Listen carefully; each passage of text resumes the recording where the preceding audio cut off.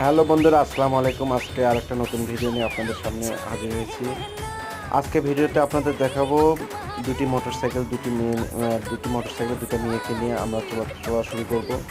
দেখুন, মেয়েরা এক একজনের পেছনে এক একটা করে থাকবে, দুজন একসাথে চলবে।